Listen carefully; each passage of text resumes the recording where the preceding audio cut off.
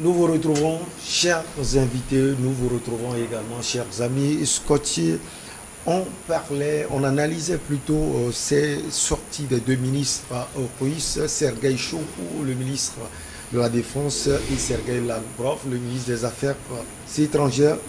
Des armes occidentales livrées à l'Ukraine finissent sur le marché noir. Eric Johnson avait la parole.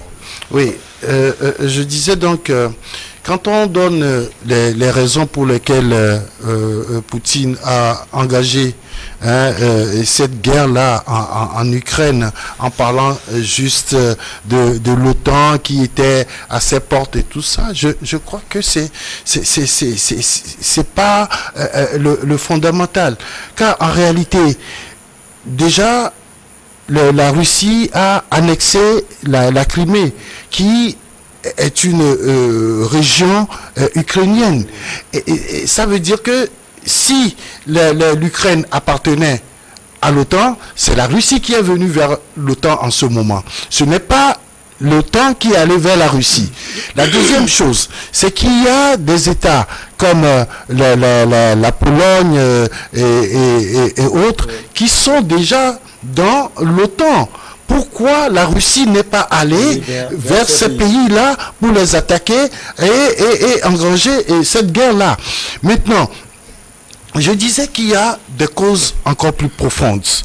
Vous savez, quand le bloc soviétique a été disloqué, mais chacun est allé de son côté, chacun a choisi son mode de gouvernance, et l'Ukraine a choisi par exemple la démocratie. Encore que cette démocratie-là était balbutiante. Du moment où le point touché par les deux ministres, c'est la corruption. La corruption est une réalité qui continue en Ukraine jusqu'à aujourd'hui. Il ne faut pas le nier.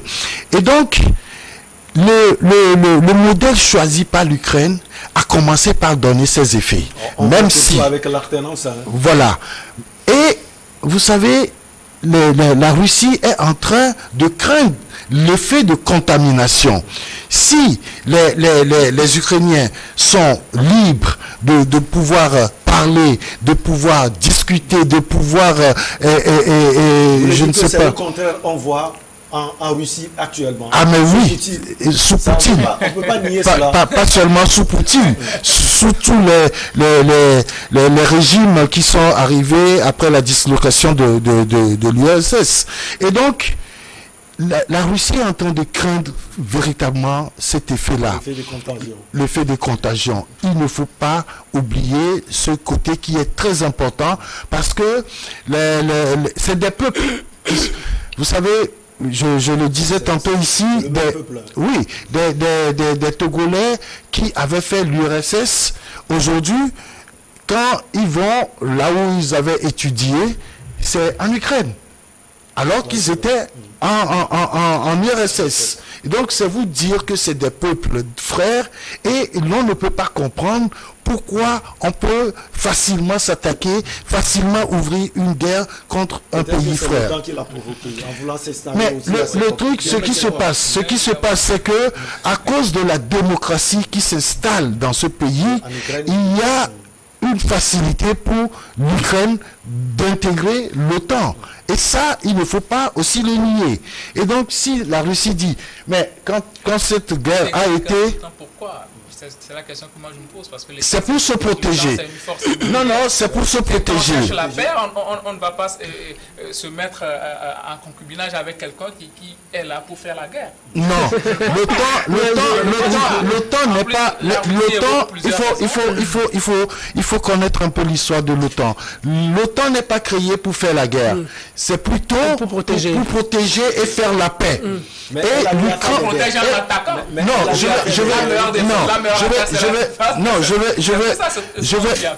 Je vais encore te dire que entre l'OTAN et la Russie, il y a toujours des contacts.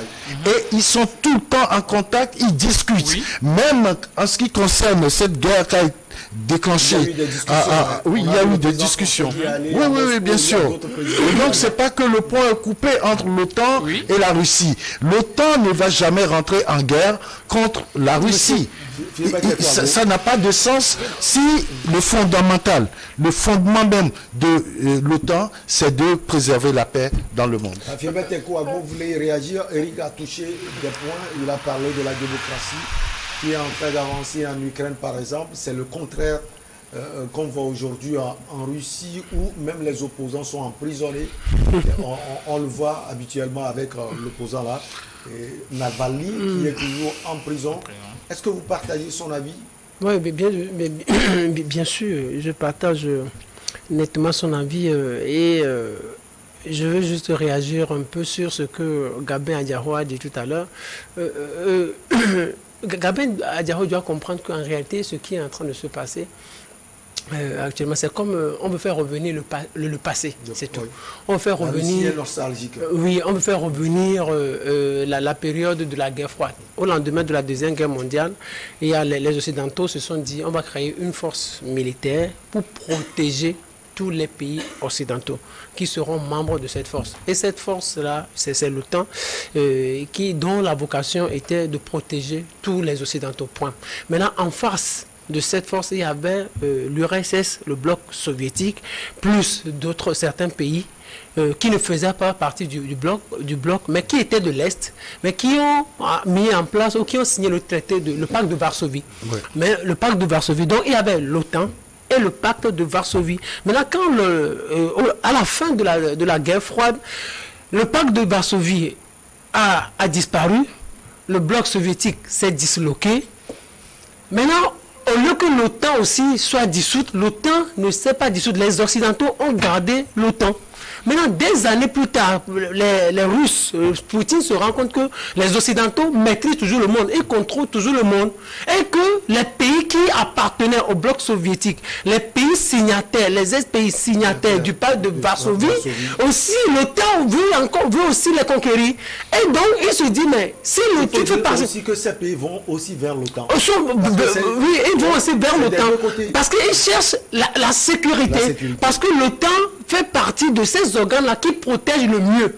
La France, ce que les Américains dépensent sur le plan renseignement, sécurité, ça n'a rien à voir avec ce que les Français dépensent.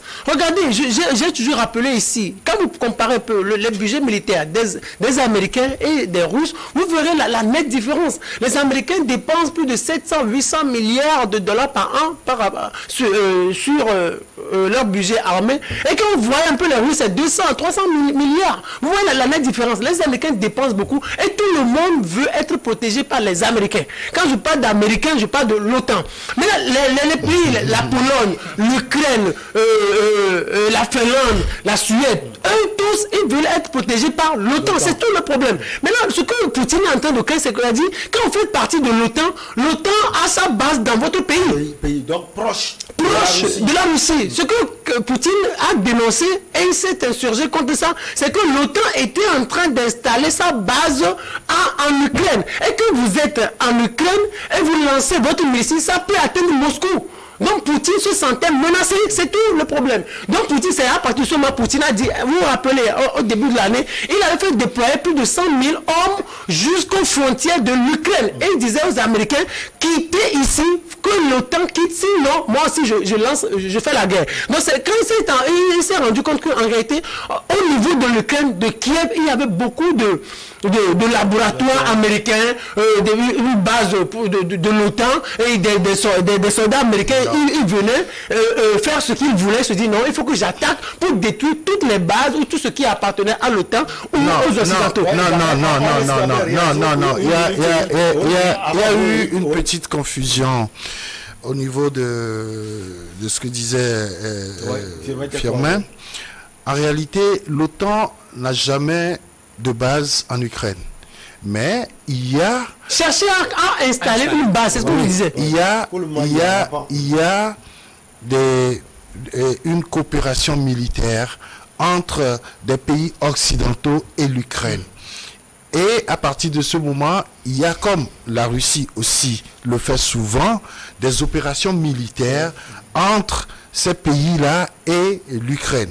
Et donc, c'est à partir de ce moment que Poutine a estimé qu'en allant plus loin, on va pouvoir installer des bases de l'OTAN. Mais pourquoi la Turquie? La Turquie fait partie de l'OTAN. Pourquoi, avec des bases de l'OTAN qui se trouvent en Turquie, à Ankara, vous savez, aujourd'hui, Poutine et Erdogan, mais ils se parlent, ils sont des amis. Mais pourquoi ne craignent-ils pas les bases qui se trouvent à Ankara? Non, c'est parce que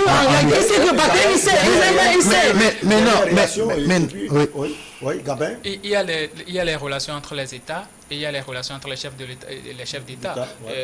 Le problème, c'est Zelensky, peut-être. Erdogan aujourd'hui, il peut accorder des crédits à Poutine et Poutine ne peut rien craindre parce que pour que cette base de l'OTAN puisse agir, il va falloir que Erdogan puisse donner son feu vert aussi.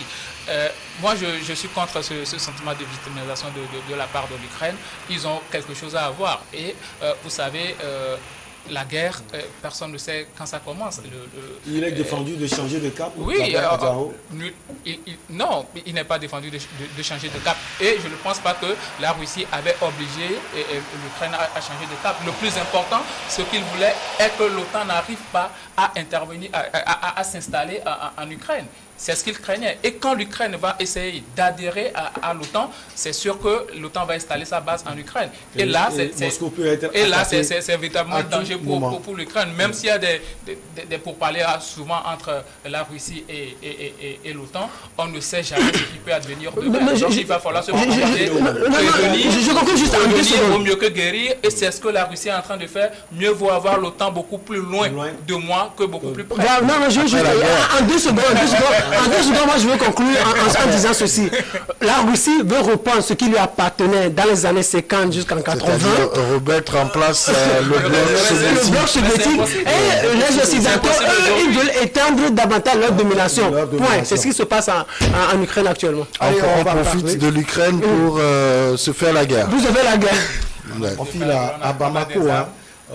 C'était le dimanche 3 juillet. Les sanctions contre Bamako ont été levées par la CEDEAO. On va voir à qui profitaient ces sanctions, à qui précisément. On commence par Eric Johnson. On a vu les pays qui ont souffert. Le Sénégal a beaucoup souffert. La Côte d'Ivoire également. Le Togo, le Mali également.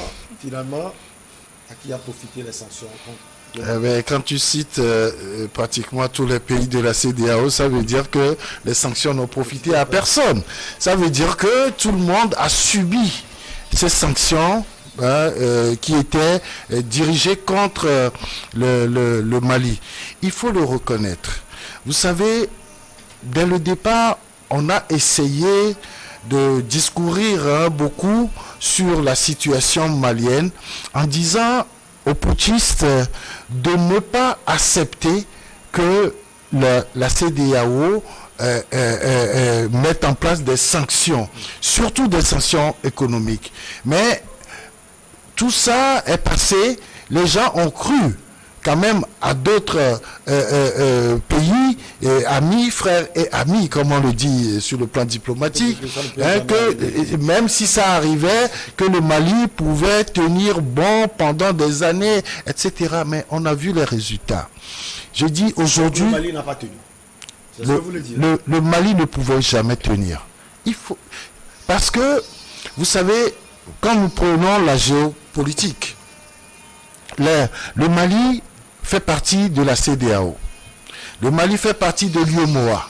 Le Mali fait partie du Conseil de l'Entente. Et tout ça se trouve dans la région. Le Mali ne peut pas fonctionner économiquement en dehors de tous les pays qui appartiennent à ces regroupements d'États.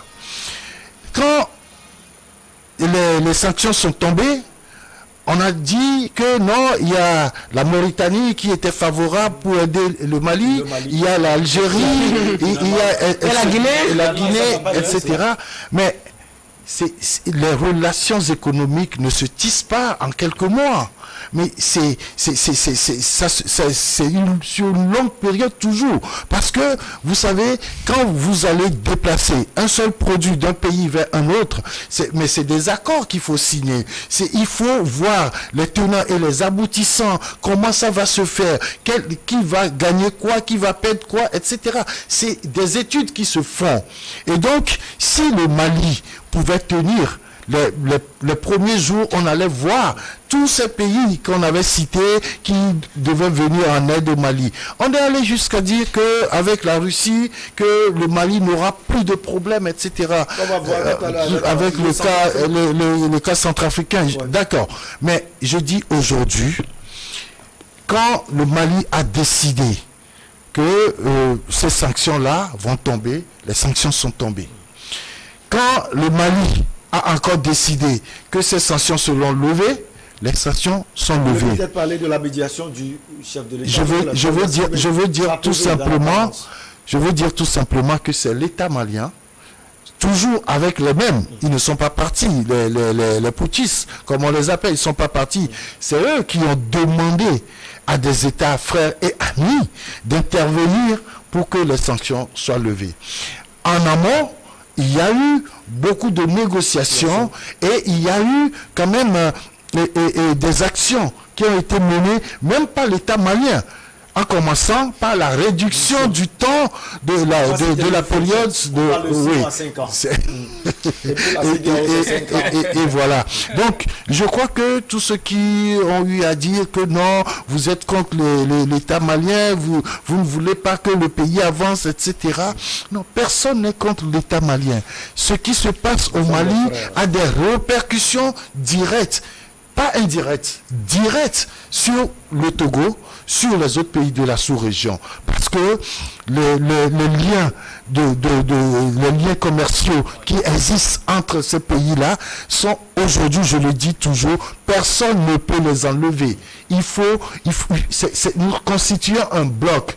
Et donc, quand un maillon de ce bloc-là s'enlève, c'est qu'il y a problème un peu partout. Gapé Adiao, même question à vous. Finalement, ces sanctions ont profité à qui? Bon, premièrement, je vais parler des sanctions proprement dites. Si je veux porter un peu mon manteau de juriste, vous savez, la CEDEAO n'avait même pas la qualité à faire ces sanctions à l'endroit du Mali. Selon les statuts de la CEDEAO, les sanctions que la CEDEAO peut faire,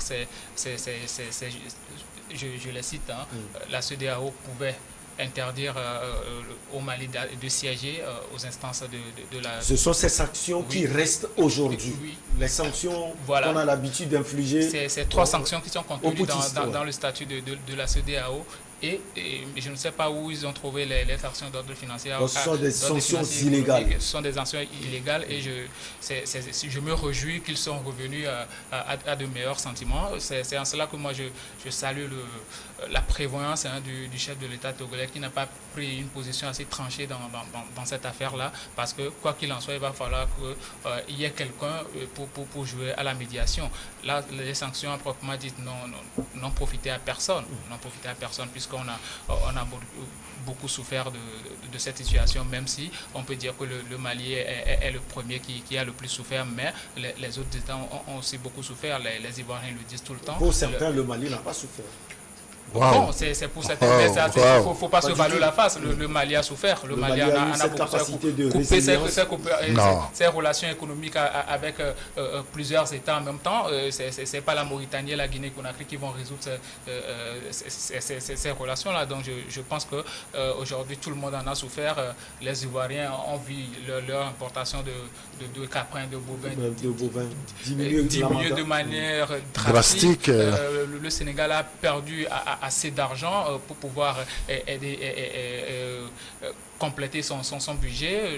Le Togo, il y a des camions qui sont restés, qui n'ont pas pu faire le voyage. Et même le Ghana, il y a des provisions qui sont restées dans les camions jusqu'à péremption. Donc aujourd'hui, je pense que nos chefs de l'État, ils sont revenus à de meilleurs sentiments. C'est très bien pour le continent. Et ce qui me plaît encore, c'est que le Burkinais ou autres n'ont pas eu à subir les mêmes sanctions. Donc je pense que les relations économiques au niveau de la sous-région peuvent continuer. Mais à un certain moment, il va falloir que la CEDEAO soit sérieuse pour pouvoir éviter ce genre de situation. Parce que là, il ne faut pas toujours être... Il faut chercher les causes. Oui, il ne faut pas toujours être dans la résolution. Non, nous sommes assez grands, nous sommes de grands États, on a au moins des dizaines d'années d'indépendance et il va falloir être véritablement sérieux pour créer des conditions qui vont aider ces États-là à ne pas tomber dans ce genre de trucs pour pouvoir mettre en péril l'économie de la sous-région. C'est vrai, on parle du Mali, il a touché des points. Le Burkina a échappé à ces sanctions parce que Damiba et ses amis, on parle d'une junte obéissante au niveau de la Guinée-Conakry. La Guinée a donc encore un mois de réflexion. Alors, sur le Mali, même question. Hein. Ces sanctions ont profité à qui, Firmin Kekouago? Ces sanctions, peut-être, elles ont profité un peu à l'organisation sous-régionale. Parce que la CEDEAO a pu obtenir ce qu'elle voulait. 2 ans. 2 ans. Au départ, c'était 5 ans. La commence à partir de mars. Donc la CEDEAO a pu obtenir quelque chose. Les sanctions, sans n'eût été ces sanctions-là, peut-être les Maliens seraient dans leur période de 5 ans. Donc les sanctions ont essayé de nous faire... je ne sais pas comment le dire... d'amener tout le monde à savoir que la CEDEAO n'est pas une institution avec laquelle on peut s'amuser. On peut la critiquer. Oui, on peut tout dire. Oui. Mais la CEDEAO... C'est une référence, souvent quand je le dis, une référence au niveau africain. Au niveau africain, mais c'est-à-dire quand... bien sûr, quand Gabriel Diao dit qu'il faudrait que la CEDEAO soit un peu sérieuse, la CEDEAO c'est la meilleure organisation régionale de toute l'Afrique. De toute l'Afrique. C'est parce qu'on ne fait pas d'efforts dans les autres organisations. Oui, non, c'est-à-dire... Il y a également des carences. Non, la CEDEAO a des carences. La CEDEAO a des carences, mais la CEDEAO c'est l'organisation la plus structurée en Afrique. C'est la plus sérieuse. Et la plupart de ces institutions sous-régionales dans les autres parties de l'Afrique viennent s'inspirer de tout ce que la CEDEAO fait. Donc, quoi qu'on puisse dire, quoi qu'on puisse reprocher à la CEDEAO, la CEDEAO, le président sud-africain Cyril Ramaphosa a qualifié, a apprécié le travail. Apprécié. Et ce que les gens ne savent pas, c'est que la CEDEAO, il y a la conférence des chefs d'État, qui est un organe très important dans la structure de la CEDEAO. Et donc, la structure travaille avec la conférence des chefs d'État. Donc, négocier avec les chefs d'État, ce n'est pas chose aisée. C'est des chefs d'État. Donc, si l'organisation arrive à faire un certain nombre d'efforts, moi je dis qu'il faudrait peut-être saluer ces efforts-là. Mais je dis la CEDEAO fait partie des organisations les plus sérieuses. Et aujourd'hui, la CEDEAO vient d'obtenir un résultat. Les Maliens qui parlaient de 5 ans ont pu réduire drastiquement leur durée de transition de 5 à 12 ans. Mais c'est extraordinaire. Moi, je me demande où sont ces panafricanistes-là qui disaient que le Mali ne va jamais fléchir. Vous imaginez, vous discutez avec ceux-là qui vont au Mali tous les jours. Si on vend quelque chose à 1000 francs ici, au Mali, c'est à 4000. Il y a des prix qui ont triplé. Il y a des prix qui ont quadruplé. Et pourtant, les gens nous disent que le Mali, durant tout ce moment, a eu à payer les fonctionnaires. La vie va très bien au Mali. Tout se passe très bien. Si tout se passe... même de ce qui se passe à Dakar, peut-être à Abidjan. Mais si tout se passait bien au Mali, pourquoi les Maliens chercheraient à rencontrer Français ou à venir le supplier pour qu'il aille plaider en leur faveur au niveau de la commission, au niveau de la CEDEAO? C'est parce que ça n'allait pas au Mali. Ça n'allait pas au Mali. Donc les Maliens, le gouvernement malien, je pense que cette fois-ci, ils ont été sages. La junte malienne a été sage. Elle a pris la bonne décision. Et aujourd'hui, la CEDEAO qui était tellement rigide a compris que ces enfants-là, ils veulent être un peu sages. Donc on va les aider. Et la CEDEAO aujourd'hui est revenue. Oui, cela a divisé les chefs d'État, mais globalement, de façon satisfaisante, la CEDEAO a pu obtenir ce qu'elle voulait. Si aussi la CEDEAO n'avait pas réagi comme cela, peut-être, mais ça allait engendrer des choses pas possibles. Peut-être, si on avait accepté les 5 ans de Goïta, le Guinéen allait peut-être poser 10 ans. Damiba allait poser 15 ans. Aujourd'hui, tout le monde sait que la CEDEAO peut faire mal. Et la CEDEAO a fait mal aux Maliens et au peuple de la communauté. Donc aujourd'hui, ce qu'on peut dire, Gabin Diarou dit que la CEDEAO ne doit pas prendre des sanctions économiques. Ici, au niveau de la CEDEAO, les gens doivent comprendre que c'est de son ressort. C'est pas de son ressort. Non, attendez, je veux faire comprendre quelque chose à Gabin. Oui. On a vu sa décision. Oui, bien sûr. Je veux faire comprendre quelque chose à Gabin Diarou. C'est que quand on parle de la CEDEAO, il y a le droit, mais il y a aussi la politique. La politique, il y a des moments où la politique prime sur le droit. Et c'est à ce niveau que nous sommes aujourd'hui. Qu'on parle de l'égalité ou de l'inégalité. On ne doit pas parler comme ça. On doit pas parler comme ça. Il faut premièrement respecter les têtes qu'on s'est données. C'est en cela qu'on voit le sérieux d'une organisation. Non, vous imaginez des choses. Même dans tous les pays. Non, même dans tous les pays. C'est une organisation sous-régionale. C'est une organisation sous-régionale. Vous savez. On donne des tests qu'on a adoptés. Oui, bien sûr. On ne va pas passer outre ces prérogatives-là pour prendre des sanctions. Que ce soit à Paris ou à Washington, que ce soit à Paris ou à Washington ou à Dubaï, il y a des moments où on voit le droit, mais la politique prime sur le droit. C'est ce que je voudrais faire comprendre. Et je continue. Pourquoi on a été aussi sévère? Parce que si on n'aurait pas été sévère, on n'aurait pas été sévère. Une seconde, s'il vous plaît. Parce que quand vous parlez, je n'y mets pas souvent. Donc, oui, bien sûr, quand on n'aurait pas été sévère pour le Mali, on n'aurait pas eu ces résultats-là que nous avons. Moi, je dis, les sanctions ont profité à la CEDEAO et elles permettent à la CEDEAO de s'afficher en organisation crédible. Et les gens aujourd'hui, et ceux-là qui vont toujours se permettre de faire des coups d'État, vont se dire, ah, il y a du sérieux qui vient maintenant dans la maison CEDEAO. On marque la pause pour le journal. On vous retrouve Firmin Teko Agbo, Gabin Diarou et Eric Johnson pour la suite.